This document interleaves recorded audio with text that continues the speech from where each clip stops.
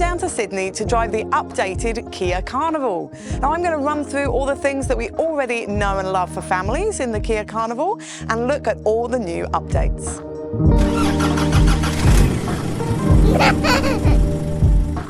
The child seat section of this review is brought to you by InfoSecure. In the back of the updated Kia Carnival, nothing has really changed with the seating. There's still Isofix in all 3 second row seats, and they're really nice and easy to connect to, and top tether anchorages on the back of all 3 of them. In the 3rd row, there are top tether anchorages and Isofix for both of the outer seats.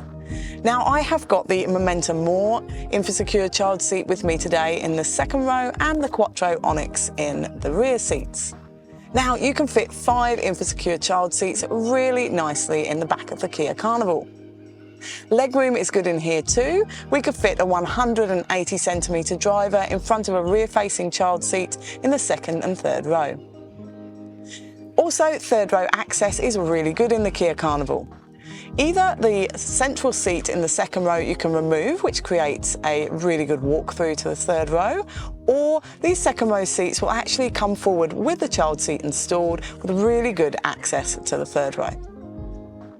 Passengers are kept really comfortable in the back of the Kia Carnival, with built-in window blinds in both rear rows of seats, so you can keep them shaded from the sun while you're driving along. And there's also aircon vents in the ceiling for both rear rows of seats too, which is fantastic. You can control it from the front and keep your kids in the back nice and comfortable. Now, there are rear controls too, however, ultimately parents can take over in the front, so little kids can't be fiddling with it in the back. There's also really good storage throughout the Kia Carnival. As we know, there are cup holders galore, and there's also phone holders and USB-C charging points in all 3 rows as well. When it comes to safety, the Kia Carnival already has a 5-star ANCAP rating, and we're just waiting to see if that carries over into this new updated Model 2. The Carnival already has 7 airbags as standard. However, in the new updated Carnival, they're adding an 8th airbag to come down in between the front passengers in the event of a side accident. The update includes lots of active and passive safety features, including rear parking collision avoidance, blind spot view monitoring, junction crossing, lane oncoming, lane direct, surround view monitor and highway driving assist too on the top 3 trims, and driver attention alert, multi-collision braking, junction turning, parking distance warning on the front and rear, rear view camera high beam assist and blind spot collision avoidance assist are some of the new safety features now on all the models. The other way we see the most of the updates is in the technology in the Kia Carnival. As you can see, this is the GT line, and it has all the bells and whistles. Now, it's got this lovely 12.3-inch media system screen and also the 12.3-inch driver display. It's also got an 11-inch head-up display as well, which can also give you your sat-nav directions in there too, which is great. Now, the media system has got a lot of updates in there. It's got the same really nice, easy system to use, but it's now got valet mode. It's got the weather in here, which is fantastic. As you can see, it's going to rain, so I better hurry up. And it's also got wireless Apple CarPlay and Android Auto now, and you've got wireless charging too. The Carnival now has Kia Connect, which you can use on your phone to remotely lock and unlock the doors, so the kids can get in and get their school bags in and things like that. You can view the 360-degree camera, set the climate and ventilated seats, and open and close the windows, all before you get into the car.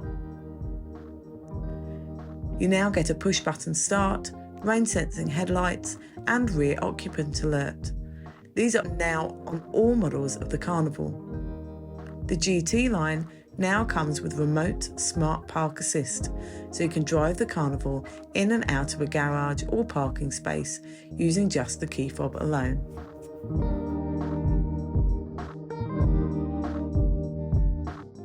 As we know, the boot of the Kia Carnival is enormous. You're going to get a huge amount of shopping in there. You can get kids' bikes and all their beach gear in here, and it's great for holidays too. As you can see, you can fit the taller spring pram in there really nice and easily without even folding it down. The way the Carnival looks is the most obvious update. They've changed the front here with this tiger-nosed grille.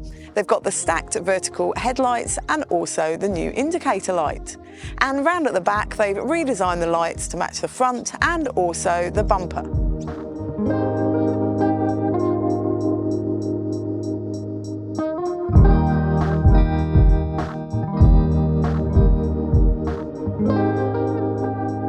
The updated Kia Carnival is really nice to drive. They put a lot of effort into changing the way it drives. It feels like it's really flat to the road. That's the best way I can describe it. It doesn't pitch and roll. It feels really nice and smooth, which is difficult for a vehicle of this shape and size. Also, when you go over bumps, we went over a lot of speed bumps yesterday, and it definitely settled really quickly after each one, and I don't think it would disturb passengers in the back that much.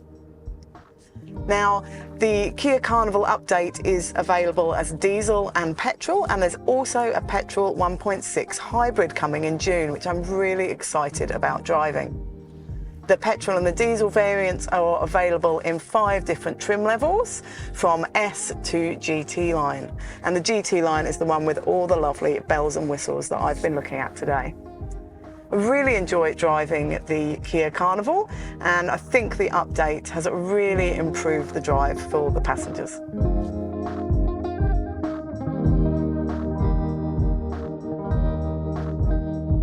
I have loved driving the Kia Carnival today. I can't wait to put it through our full baby drive testing with my family and the full InfoSecure child seat range and taller prams.